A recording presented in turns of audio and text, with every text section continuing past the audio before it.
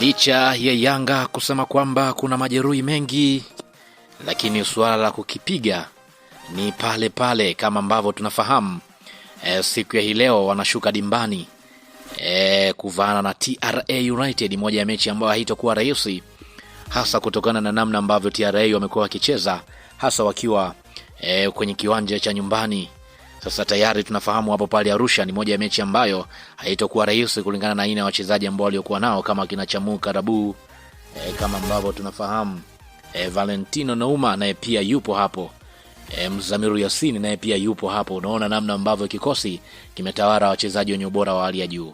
Sasa tayari ninacho kikosi hapa kwa upande wa klabu ya Yanga, wale wachezaji ambao wanaanza moja kwa moja kwenye mchezo hapo baadaye, lakini kabla sija kuangazia kikosi, hii hapa ni Swahili Media.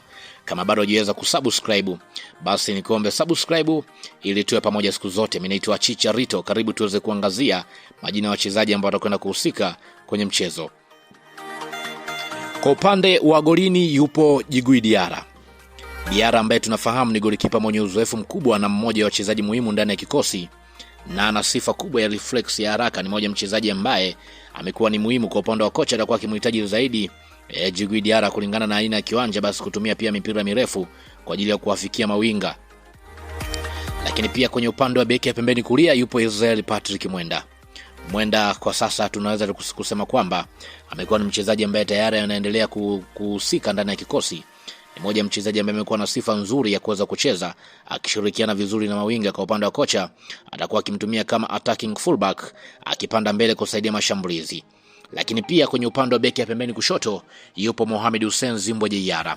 Kwa upande wa Mohamed Hussein tunafahamu ni mmoja wa mabeki wenye uzoefu mkubwa ndani ya klabu, lakini pia ana uwezo wa kupiga cross, lakini pia ana uwezo wa kushambulia, kulinda upande wake, na ana nidhamu kubwa katika mfumo huo. Kwa upande wa kocha atakuwa akimpa uhuru zaidi ya kupanda mbele kusaidia mashambulizi, hasa pale winga wa pembeni atapokuwa akiingia ndani zaidi.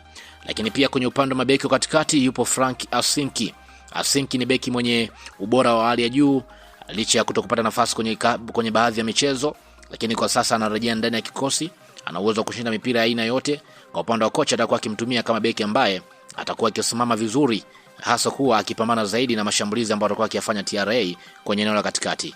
Lakini pia Bakari Nondo Mwamnyeto yupo kwenye eneo hilo hilo akisaidiana na Frank Asinki, huyu ndiye nahodha ndani ya kikosi. Kwa upande wa Mwamnyeto tunafahamu ni beki mwenye uzoefu na uwezo mkubwa wa kusoma mchezo mapema, anaweza kupanga safu ya ulinzi na kuwasiliana vizuri na mabeki wenzake. Katika mfumo wa kocha Mwamnyeto anakuwa kiongozi wa safu ya ulinzi, huku pia akihakikisha timu inabaki katika mpangilio mzuri. Katika upande wa viungo katikati, yani wale viungo wawili, yupo Duke Abuya. Kwa upande wa Abuya ni kiungo mwenye nguvu ya kukimbia na kupambana, ana uwezo wa kusaidia ulinzi na pia kushambulia. Kwa upande wa kocha atakuwa akimtumia kama box to box midfield, akisaidia katika eneo la ulinzi pia na kushambulia. Kwenye eneo hilo atasaidiana na Mudathiri Yahya. Kwa upande wa Mudathiri tunafahamu ni kiungo ambaye amekuwa na uwezo mzuri wa kushika mpira, lakini pia na kutuliza tempo ya mchezo. Ana pasi nzuri, lakini pia na uwezo wa kuunganisha safu ya ulinzi na ushambuliaji. Katika mfumo huu Mudathiri atakuwa akisimamia umiliki wa mpira katikati ya uwanja. Wakati huo pia kwenye eneo la kiungo mshambuliaji yupo Pacome Zouzoua. Kwa upande wa Pacome tunafahamu amerejea kwenye mechi iliyopita dhidi ya Azam, na hivyo sasa pia anarejea kwenye mechi ya TRA, akianza kwenye mechi ya kwanza tangu atoke kwenye majeraha.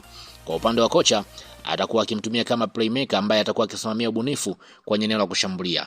Lakini pia kwenye eneo la winga ya kulia yupo Max Nzengeli. Kwa upande wa Nzengeli tunafahamu ni mchezaji mwenye kasi kubwa na uwezo wa kupiga chenga, ana uwezo wa kuvunja ulinzi wa wapinzani kupitia pembeni. Lakini pia kwa upande wa kocha atakuwa akimtumia kama winga anayevamia mara kwa mara ndani ya box ili kuongeza hatari zaidi kwa mabeki wa TRA. Lakini pia Alan Okello atasimama kwenye eneo la kushoto.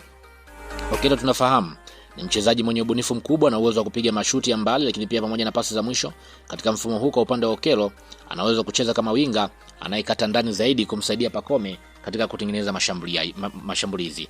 Lakini pia mshambuliaji wa mwisho ni Prince Mpumelelo Dube tunafahamu ni mshambuliaji mwenye kasi, nguvu na uwezo mkubwa wa kumaliza nafasi, anaweza kufunga kwa miguu yote pia kwa kichwa. Kocha atakuwa akimtumia kama striker anayesimama kumalizia mashambulizi, akitegemea mipira kutoka kama winga na viungo wa shambuliaji.